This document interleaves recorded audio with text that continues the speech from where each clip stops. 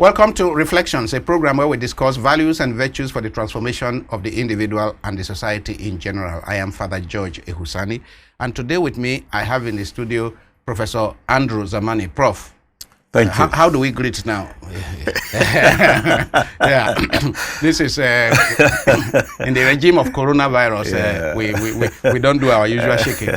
So I'd like to welcome Professor Zamani to the studio. Professor Zamani is clinical psychologist, former president of the Nigerian Psychological Association. He's at the Nasarawa State University. What's your position now in the university? I'm Director, Institute of Governance and Development Studies. Director, Institute of Governance and Development Studies. He was Dean, Faculty of Social Sciences. Professor Zamani has wide experience in clinical practice, having worked before in a teaching hospital or 2 teaching hospitals. And we are in the studio today to discuss the psychological dimension of the ongoing crisis, COVID-19 crisis, and the scare that it has brought, the panic. Some people may be having anxiety, panic attack, a lot of fear and fright all over the place. And I know that these must have serious psychological impact and consequences. We pray that this does not last long, but as it is ongoing, I need you, Prof, to shed some light on some of the factors that can help people integrate this more fittingly and get by as best as possible without serious psychological impact, negative psychological impact, like distress, like depression, panic and anxiety attacks, and so on. What can the average person do in order to stay safe and not fall ill? Not fall ill on account of coronavirus, but also not fall ill on account of depression and all the psychological consequences that could come. Thank you very much, Father George. I'm glad to be here with you once again, and to thank you for doing such a great service to humanity. Thank you. The COVID-19 challenge has brought a new dimension to life and living. I want us to look at the issues before probably I address some of the key mental hygiene issues that you have asked me to address. First, when it was announced that it was a public health issue all over the world, and it moved gradually from China to Italy to Germany and the Western countries, and then it gradually encroached into our national space here in Nigeria, and eventually spreading all over Africa. You would observe that the first natural human reaction was fear. Fear. It was fear, and this fear remains lethal. And that's a major problem. When fear remains and it is unaddressed. Yes. It then becomes a killer. So many people are dying not because of the virus, they are dying because of the fear. Or they are dying because of the actions that they have taken in the panic. Actions such as buying chloroquine unrecommended and taking high doses of chloroquine. Thank you. Some are even drinking salt solution, I hear, and taking a lot of ginger and alcohol and so on and so forth, because they have been told that can damage their liver and damage their kidney. Exactly. Some are in the village taking concoctions because their health belief systems tells them that whatever is not seen is spiritual. You know, and so when the scientists say, look, this virus is something we can't see, and we have no solution. Yes, their mindset tells them, then it must be spiritual. And so they resort to traditional medicine. And oh God, many people are gulping concoctions that will eventually, escalate the kidney problems or the liver problems that we already have in our country. Now, that is one. The second issue is the hysteria about stalking. Now, we have developed a hoarding pattern. And this is enhancing that hoarding pattern. Exactly. We have developed a hoarding behavioral pattern. The third issue is that right now there is mutual suspicion all over the place. The normal social relationships has virtually broken down, because you see the other person as a potential killer. He sees you as a potential killer. You listen to government that is trying to do something genuinely about it, and you don't trust government. Oh yeah. You just don't trust government. Oh yeah. Because for you as an ordinary citizen, this is one of the scams again. These people are out to enrich themselves. Because things like this have happened before. Oh yes. Oh yes. So we find in the government response an absence of a strategic communication mechanism. I want to give credit to the presidential response team that is giving us daily updates about the virus or about the disease. But you see, an element is missing. There's the element of strategic communication that is completely out. And so behavior change is difficult. I mean, we are achieving quite some compliance within the cities. Yes. But we are told that in the slums around the city, that people are carrying on life as usual. Yeah, first because, like we said, Father George, our health belief system is external. We believe in the spirits. We have a medical system that is consonant with our belief systems. And so because of the failure of orthodox medicine and the to address our overriding health challenges. Now, I'm saying that with a lot of caution. I'm not saying the orthodox medical system is useless. A complete failure. No. It is the best practice anyone can have anywhere in the world. But you see, in terms of response to health needs, our medical system has failed. How many people, for example, in Nigeria have health insurance? Thank you. How many people are able to go to, in their villages and in their towns, go to first, call, what do they call it? The local government health centers. Thank you. Primary health care centers. Yes. And have adequate care. That has completely failed. Thank you, sir. And you know what? How would the people in the villages believe those of us who are elites or those in leadership that there is a virus that kills?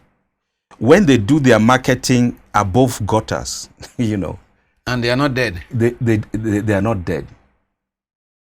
They live in slums. They live near heaps of garbage. And nothing has happened to them over time. Then you come and tell them. And we've had serial epidemics of things like Ebola, Lassa fever. As a matter of fact, rodents are all over the place. Our people have survived it. And then, suddenly you wake up to tell them that there is a virus that that kills. You know what they'll tell you? I'd rather die of that virus than to die of hunger. Which is why many are not obeying the sit at home. Yes, sir. Yes, sir. 2, well, if there is any such thing, then I have a fallback mechanism. I'll go investigate it with my traditional healer, the medicine man in the village, to ensure that I'm not truly in spiritual danger. Whatever assurances he gives me, it's okay. It is also the reason why, even in, let's call them orthodox faiths, Christianity and Islam, you find that many congregations, led by their leaderships, have refused to accept that, look, this thing is real. But the truth is, it is real. It is real.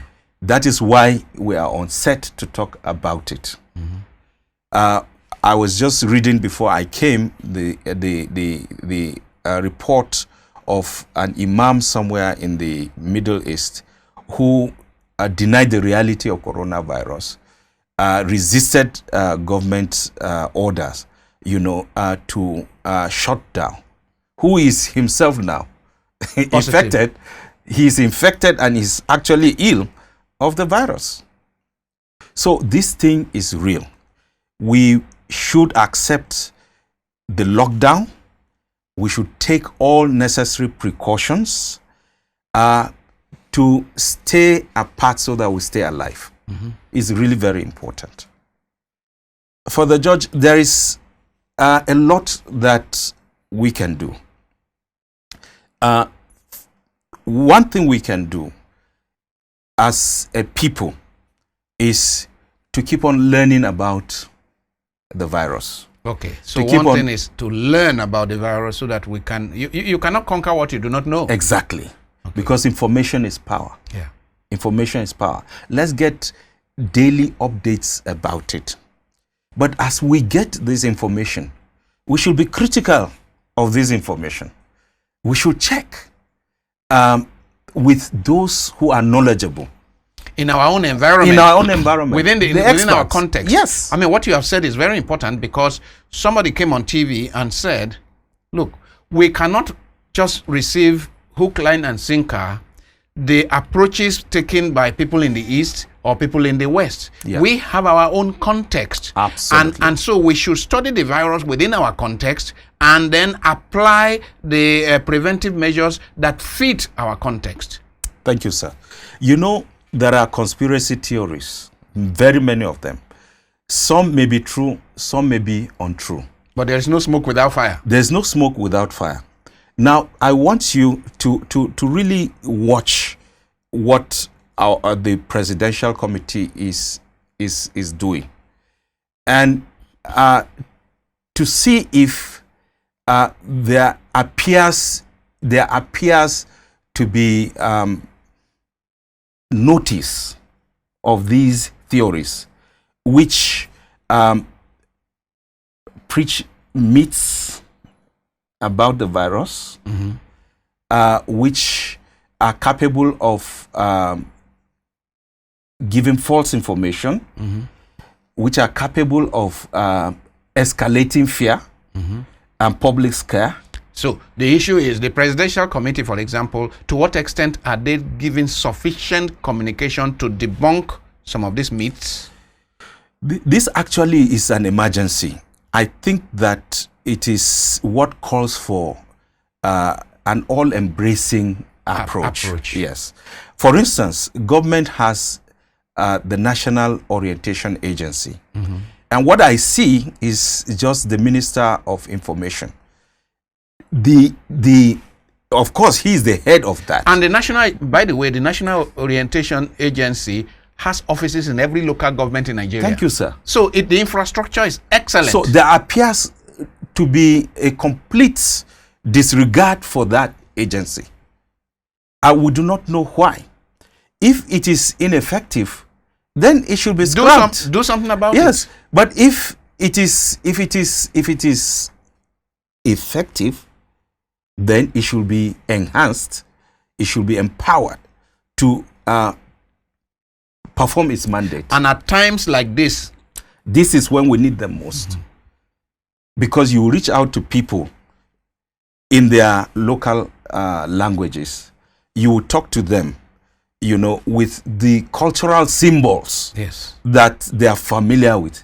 Then, they would respond. They will respond. And then you will achieve positive behavior change. Yes. That is true. Yeah. Now, we need, at this time of, I would say, mutual social isolation, to find a way of giving each other mutual support. Getting in touch by phone. In spite of the social distances, we are social beings, so we still need social connectedness. Absolutely. Give somebody a voice call. Send an SMS. If you have an issue, assuming that a husband and wife who have been estranged for a very long time and we're just at the verge of reconciling. Divorcing. Oh, okay. Divorcing. Are made now to stay together for the next 2 or 3 weeks. Only God knows for how long. You can imagine the tension between them, the tension within the family, amongst the children, and the so man so who forth. used to go to work in the morning and come at night, he's sitting down there. Thank you, sir. He does not have an escape route anymore. He doesn't have any defense mechanism in hanging out in the gardens and so on and so forth and drinking alcohol and returning when he imagines that the wife the tension now will be more than otherwise. Yes, but we can still reach out to friends that we trust so much, to our spiritual fathers, our spiritual leaders, to our counselors, and so on and so forth, to friends that we hold so dear, whom we believe, have our best interests at heart, to share these things with, so that one way or the other, they can creatively intervene. So, without violating the social distancing, neighbors can call on neighbors, wave at them, smile at them, ask how you are doing, how you are coping with this shutdown. Yes. But there are also a few things that appear to be negative with this shutdown. One is the neighborhood security, the threat to neighborhood security, because everybody appears to be in or has to be in, means that there is a very low neighborhood watch. That's so. Security watch. Are we not more secure when we're all around at home? Within our flats, within our homes. Okay. Yes, because there are places, especially in cities, where such is the case. And I believe that very few people in the villages would be watching you and I right now. So our discussion also has to apply to them. So you send maybe your daughter out to go and buy you a loaf of bread. A loaf of bread. She's all by herself. And there are these stubborn boys in the hanging around in the neighborhood. If she's alone, the likelihood that she will be sexually molested is very high. It's more than otherwise. Yes. And if that has happened to her and she's been threatened, she'll just come back home and pretend as if everything is okay. Everything is okay.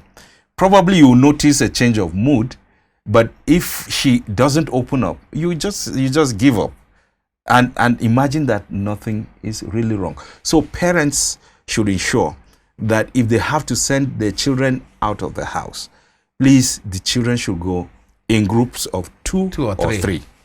Not alone. Yes.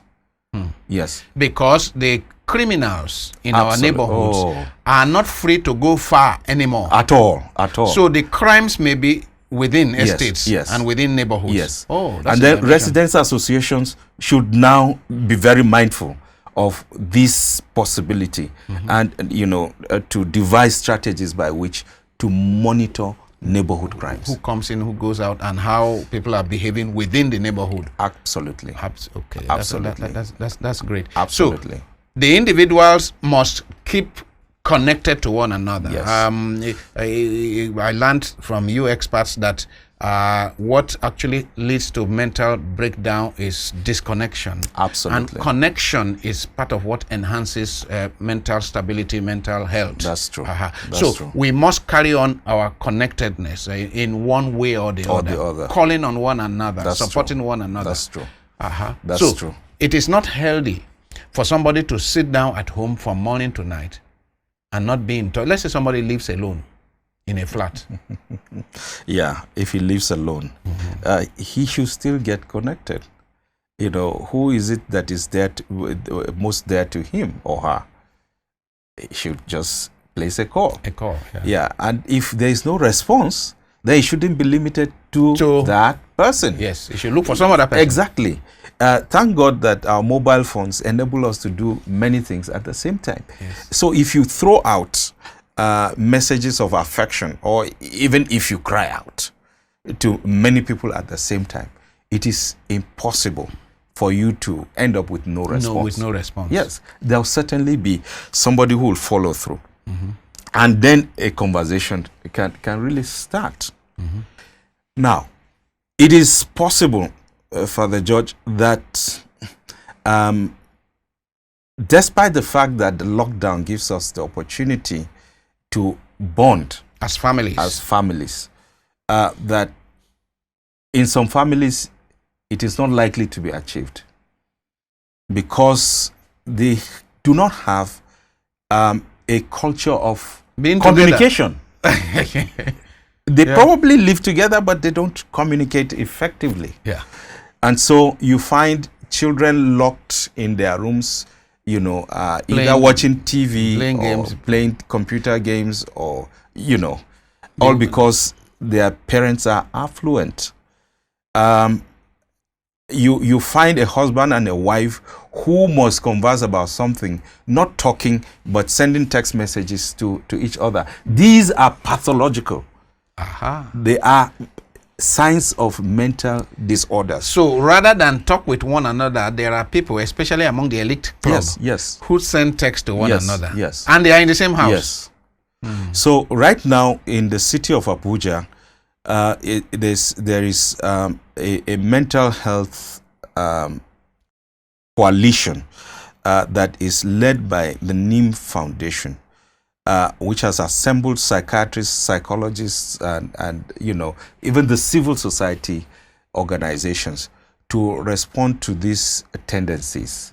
And I believe that in the next few days that you know, lines will be open to people if they visit the NIM Foundation website.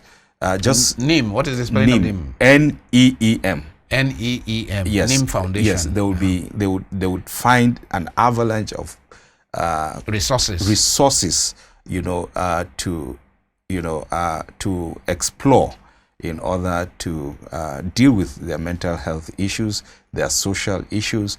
As a matter of fact, let me say that those who seek help to enhance mental health are not weak people. No. They are very strong people, because it only takes a strong person to seek for help. To seek for help and to acknowledge weakness. Very important dimension, because people think that those who seek help from clinical psychologists, from psychiatrists, that they are weak people. But what you are saying is that they are actually very strong people to recognize that they need help. Absolutely. Absolutely. The ones who don't recognize they need help and keep going down and keep going down, they are the weak people. Thank you. That's true. That's true. But let me say, maybe in closing, that people should also harness their spiritual resources. No, I was going to discuss that in another segment with you. Thank you. That this whole thing and spiritual resources will be a major topic of its own. Thank you. But before we close this segment, you are a professor in a school. What are your suggestions for students to cope with this time so that they just don't waste the time? I know a number of schools are beginning to improve their online studies modalities now, but many of the traditional universities are not yet so strong in the online e-learning facilities. What suggestions do you have for students to cope? First is to ask that our students should join the vanguard of the fight against coronavirus. To be part of the communication, the network to educate people. Yeah. So in the villages, in the cities, wherever they are, let them build a coalition. Okay. You know, and to deploy their resources. Some of them are good singers. Some of them are great poets. Some of them are good script writers. They write prose very, very, very well. Some of them are dramatists and so on and so forth. They should mobilize all these talents. All these talents, and come up and come out with it. I believe that the mode of the nation now and the disposition of the federal government is such that if they come out, they will be recognized. That's one. Number two, for them to identify mentors in their lecturers, in their various places of worship, and and in the community leadership, to find what they can creatively do